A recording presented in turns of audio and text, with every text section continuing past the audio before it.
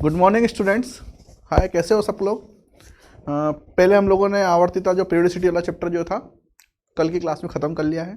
ठीक है, फाउंडेशन बेच में अब जो है नया चैप्टर स्टार्ट होने वाला है जो स्टेट बोर्ड में पहले ही चल रहा है। ठीक है, तो ध्यान से पढ़िएगा, बहुत इंपॉर्टेंट चैप्टर है ना।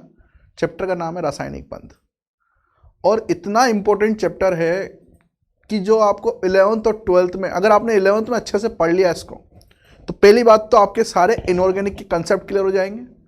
सभी तरह के मॉलिक्यूल जो अणु होते हैं उनके स्ट्रक्चर, आकृति, आकार, उनके संकरण, उनके बंध कोण, उनके बंध क्रम, उनके बंध की जो लंबाई है, इस टाइप के जितने भी क्वेश्चंस हैं, जितने भी प्रश्न हैं, वो सब आप अच्छे से कर सकते हैं।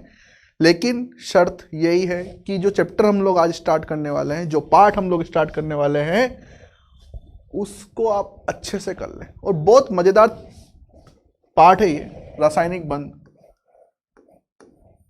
इसके अंदर जितने भी नियम आएंगे बिल्कुल नए हैं आप लोगों के लिए। ठीक है, कुछ पुरानी चीजें भी हैं,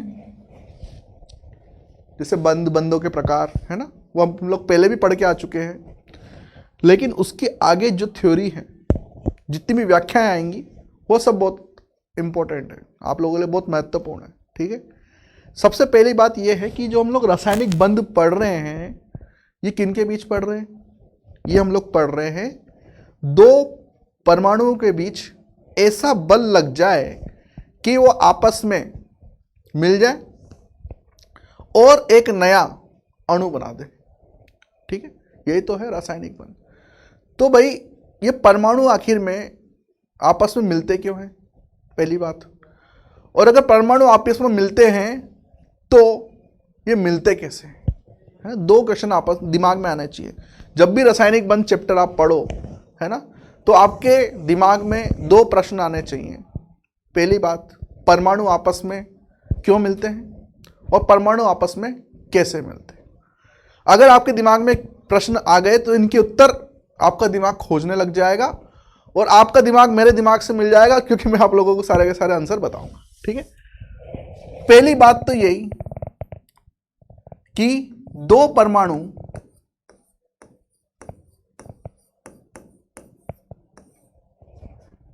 जब आपस में मिलते हैं, जब आपस में मिलते हैं या संयोग करते हैं, ऐसे भी लिख सकते हो आप, तो परस्पर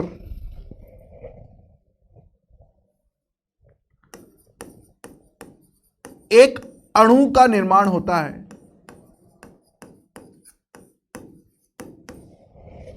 एक अणु का निर्माण होता है।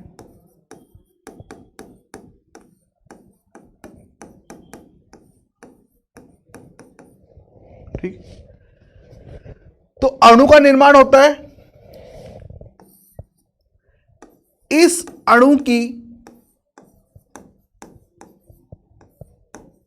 अणु का ऊर्जा स्तर, ऐसे लिख दो आप, इस अणु का ऊर्जा स्तर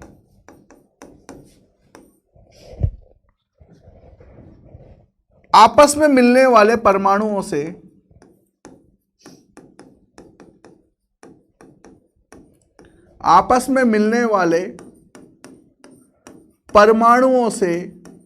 परमाणुओं के ऊर्जा स्तर से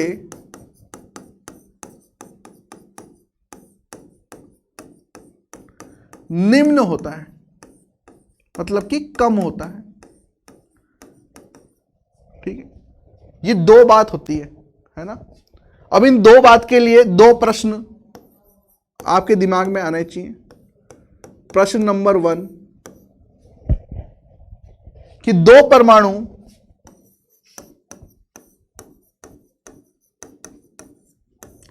आपस में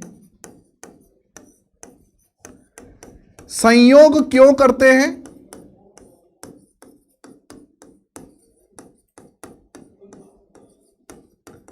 संयोग क्यों करते हैं? और प्रश्न नंबर 2, दो परमाणु आपस में संयोग कैसे करते हैं? दो परमाणु आपस में संयोग कैसे करते हैं?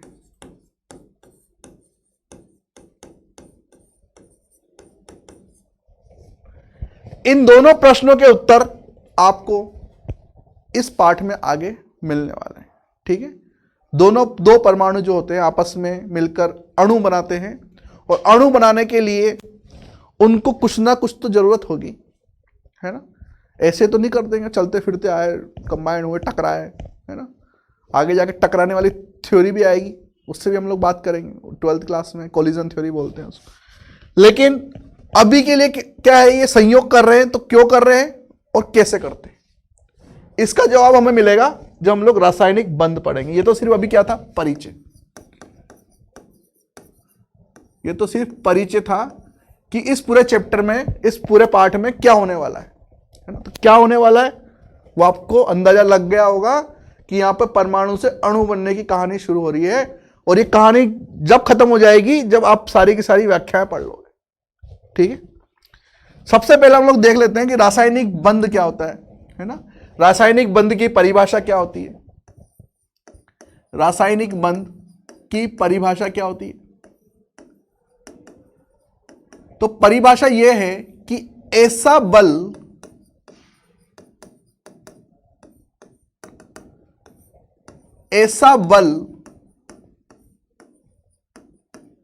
जो दो परमाणुओं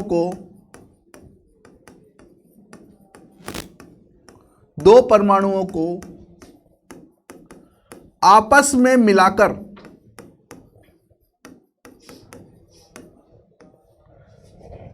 एक अणु का निर्माण कर दे।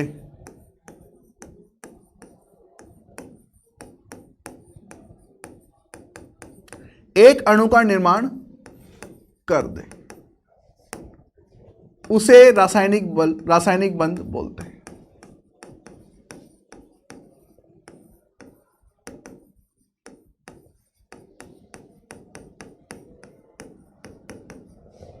ठीक है, आपस में मिलाकर एक अणु का निर्माण कर दे तो क्या होगा, दोनों के बीच में एक बंध बनेगा, और उसी बंध को क्या बोलेंगे, रासायनिक बंध। ठीक है, मान लीजिए एक परमाणु है ए, दूसरा परमाणु है वो भी ए है ना? परमाणु ए, ये दूसरा परमाणु भी क्या है, ए। और ये दोनों जब आपस में संयोग के लिए आएंगे तो इन दोनों के बीच में एक बंध बनेगा, और जो बल यहां पे काम करेगा उसी को हम लोग क्या बोलेंगे, रासायनिक बल। और परस्पर एक बंध बन जाएगा, उसको हम लोग क्या बोलेंगे, रासायनिक बंध। कब बनेगा वो, जब ये दोनों एक अणु का निर्माण कर लेंगे। ये दोनों एक अणु का निर्माण कर लेंगे, जैसे कि H2। ठीक है, तो यहां पर ये बन गया रासायनिक बंध। अब जो ये रासायनिक बंध बना है, तो यहां पर जो ये अणु है, इसका ऊर्जा स्तर, A2 अणु का ऊर्जा स्तर आपस में मिलने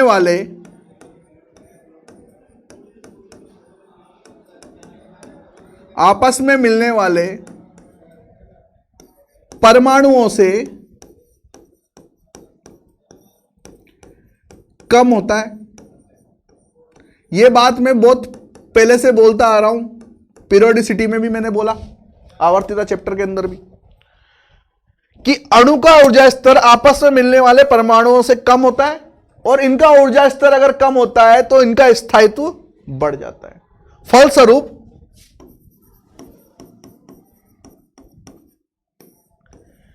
इनका स्थायित्व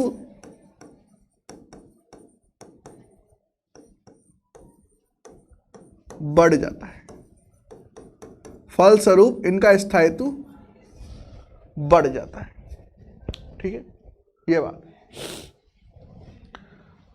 अब जो ये बंध बन रहे हैं, जो रासायनिक बंध बन रहे हैं, इनके पीछे रीजन क्या है? है ना, इनके पीछे कारण क्या है। तो ये रासायनिक बंध बनने के पीछे जो कारण है उसकी हम लोग बात करेंगे, लेकिन उससे पहले आप एक पॉइंट लिख लीजिए यहां पर, ऊर्जा स्तर में कमी या फिर ऐसे लिखिए 1 ऊर्जा स्तर में कमी व्युत्क्रमानुपाती है किसके स्थायित्व में। फिर से लिखेंगे आगे जाके, लेकिन ये बात जगह जगह आएगी आपके पास में, ठीक है। यह है रासायनिक बंध की परिभाषा, ठीक है। इसमें अणु ज्यादा स्थायी होता है क्योंकि उसका स्थायित्व बढ़ जाता है ऊर्जा स्तर कम होने से, है ना। अब हम लोग देखेंगे क्या कि ये जो रासायनिक बंध बन रहे हैं इनका कारण क्या है। रासायनिक बंध बनने के कारण बहुत आराम से चलेंगे, स्टार्टिंग में, बीच में स्पीड कर लेंगे थोड़ी सी, जब आप लोग समझ जाएंगे सारी चीजें क्या है क्या नहीं है। बिल्कुल नया चैप्टर है आप लोगों के लिए, रासायनिक बंध बनने के कारण। दो कारण है इसके रासायनिक बंध बनने के, रासायनिक बंध बनने के दो कारण है। एक तो न्यूनतम ऊर्जा प्राप्त करने की प्रवृत्ति, दूसरा अक्रिय गैसों का इलेक्ट्रॉनिक विन्यास प्राप्त करने की प्रवृत्ति, है ना। दो कारण है, ठीक है। एक एक करके दोनों देखेंगे। रासायनिक बंध क्यों बनते हैं? सबसे पहला है न्यूनतम ऊर्जा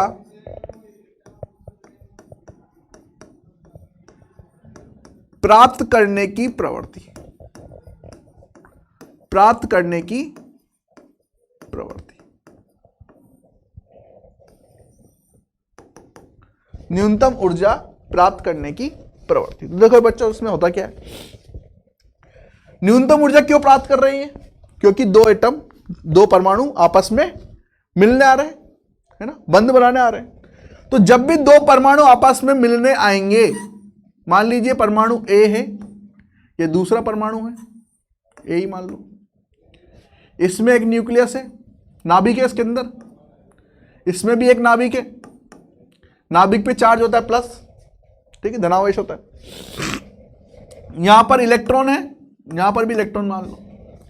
तो जब दो परमाणु आपस में आएंगे मिलने के लिए, ठीक है, तो इसके नाभिक का इसके इलेक्ट्रॉन के साथ में जो बल लगेगा उसको क्या बोलेंगे? आकर्षण बल बोलेंगे। मैं इसको FATT लिख देता हूं, एट्रैक्शन बोलते हैं इंग्लिश में इसको, आकर्षण, है ना। इसके नाभिक का भी इसके इलेक्ट्रॉन के साथ में क्या लगेगा? F, attraction. इन दोनों नाभिकों का आपस में क्या लगेगा? F, repulsion.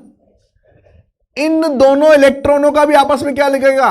F, repulsion. तो इसका मतलब यह हुआ कि यहां पर जब दो एटम पास आएंगे तो यहां पे दोनों तरह के बल आपको मिलेंगे, आकर्षण बल भी मिलेगा और प्रतिकर्षण बल भी मिलेगा, है ना। तो ऐसी कौन सी अवस्था आएगी कि जब ये प्रतिकर्षण बल और आकर्षण बल ऐसा क्या कर दें, ऐसी कौन सी अवस्था में आ जाए कि ये जो परमाणु है आपस में संयोग कर ले, है ना। तो इस बात को हम लोग एक ग्राफ के थ्रू, एक आरेख के थ्रू दिखाते हैं, है ना, कि ऐसा क्या होगा, ठीक है। ये ऊर्जा स्तर, ठीक है,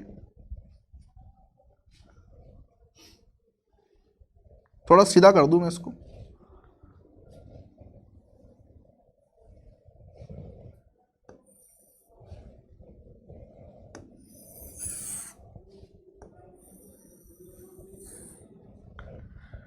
ठीक है। ये ऊर्जा स्तर और अंतर्नाभिक दूरी के बीच में हम लोग क्या बना रहे हैं? आरेख बना रहे हैं, ग्राफ बना रहे हैं। मान लीजिए दोनों अणु जो है कहीं बहुत दूर से आ रहे हैं, है ना, अंतरिक्ष से आ रहे हैं। दोनों परमाणु जो है अंतरिक्ष से आ रहे हैं, और अंतरिक्ष से आ रहे हैं तो धीरे धीरे करके पास आ रहे हैं। मान लीजिए अभी ये इस दूरी पर है, ठीक है, वहां पर कहीं पे ये इस दूरी पर है। धीरे धीरे पास आएंगे, मान लीजिए यहां पे और पास आ गए, यही मान लीजिए यहां पर और पास आ गए, बिल्कुल अट गए, टच हो गए, और ऐसी कंडीशन आ गई कि अब यहां पर क्या है, ये इससे ज्यादा पास नहीं आ सकते, है ना, इससे ज्यादा पास नहीं आ सकते। तो जैसे जैसे अंतर्नाभिक की दूरी कम होती जाएगी तो इनके बीच में एनर्जी भी क्या होती जाएगी, जो ऊर्जा है वो भी कम होती जाएगी, ठीक है। तो यहां पर जो ऊर्जा है ये न्यूनतम हो गई है, इस जगह पर जो है ऊर्जा न्यूनतम हो गई है।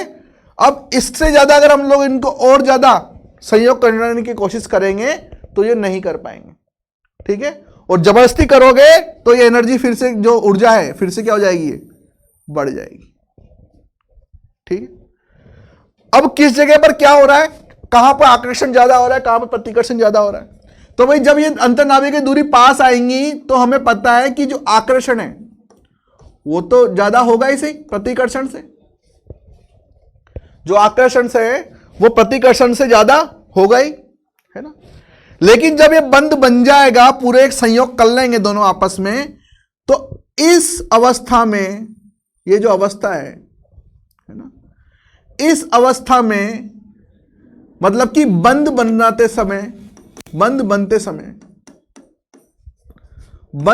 समय की अवस्था जब आएगी तो वहां पर आकर्षण बल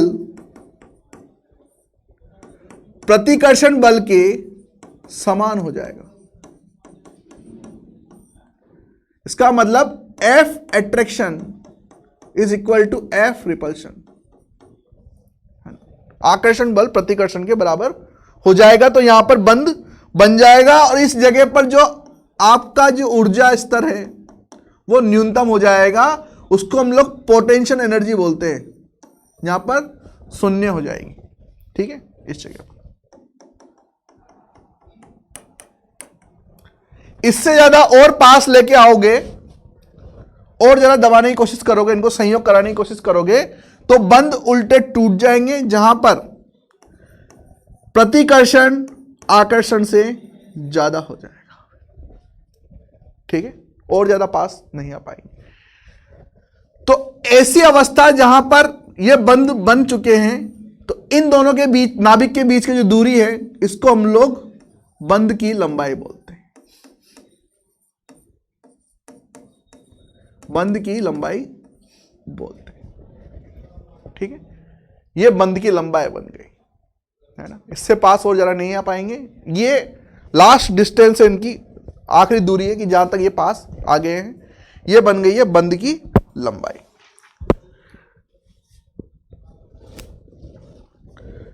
तो इस केस में, इस अवस्था में, बंधीय अवस्था में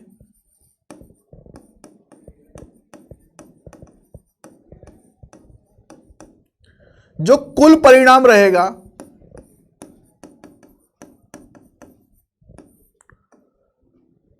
कुल परिणाम में आकर्षण ज्यादा रहेगा, ठीक है। ऊर्जा का स्तर न्यूनतम हो जाएगा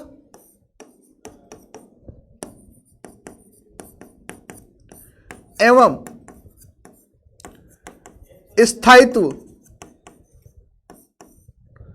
बढ़ जाएगा, ठीक है, स्थायित्व बढ़ जाएगा। इसका मतलब अगर मैं स्थायित्व देखूं तो वो समानुपाती होगा किसके, आकर्षण के,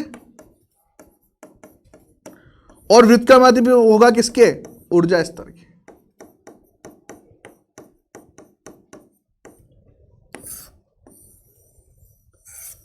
ठीक। बंध बनने की जो क्रिया है ना, बंध बनने की जो क्रिया है, जब बंध बन रहे हैं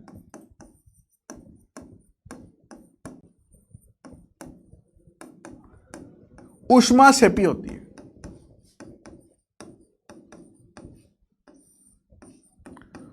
ऊष्माक्षेपी का मतलब ये होता है कि यहां पर ऊर्जा बाहर निकलेगी, निकाय से ऊर्जा बाहर निकलेगी। मान लीजिए कोई निकाय है जिसमें दो बंध बन रहे हैं, है ना, तो दो बंध बन रहे हैं, तो जैसे ही बंध बनेंगे तो ऊर्जा बाहर निकलेगी। सिंपल सी थ्योरी है ना।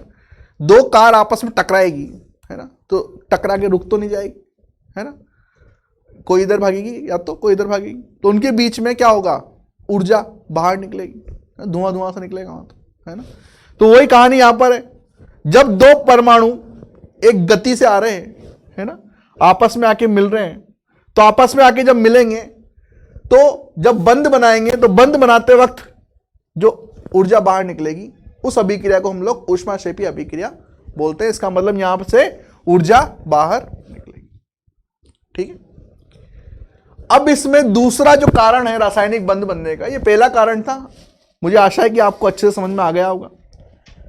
दूसरा जो कारण है वो है अक्रिय गैसों का विन्यास प्राप्त करने की प्रवृत्ति, है ना। अक्रिय गैस क्या होते हैं, है ना, जो पीरियोडिक टेबल में, है ना, आवर्त सारणी में जो सबसे लास्ट का जो ग्रुप होता है ना, वर्ग जो होता है 18 नंबर का, वो सारी गैसें जो होती है वो अक्रिय गैसें होती है।